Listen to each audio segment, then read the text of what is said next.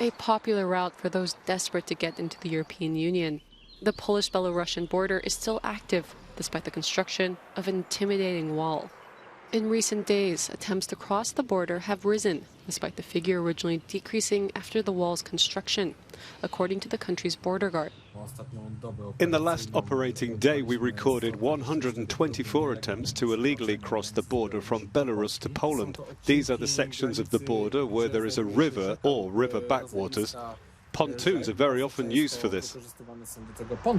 As temperatures decrease, aid organizations that operate on the border are worried about how people will deal with the coming winter.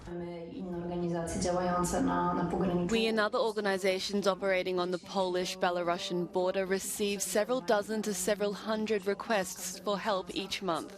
People who will cross in winter are much more exposed to immediate risk of loss of health or life. Hypothermia is a concern in these very wild conditions. Forests, lakes, rivers, swamps, you can suffer very quickly with hypothermia, especially if you are unaware of such conditions. You do not have the appropriate equipment, you are unprepared. W taką hipotermię można popaść naprawdę szybko, szczególnie jeśli się jest osobą niespodziewającą się takich warunków, nie ma się odpowiedniego sprzętu, jest się nieprzygotowaną. There are also a number of people missing whose whereabouts have not been known for months. Coordinations to search for them are not easy. There are several dozen human lives and a minimum of several dozen families who are fearful sometimes, scared and searching. Among people who cross the Polish-Belarusian border, the number of nationalities and places of origin exceeded 80.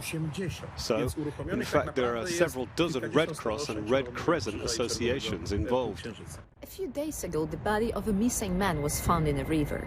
He was identified and buried in Poland.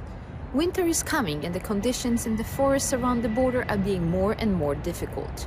Magdalena Hodownik for Euronews from Warsaw.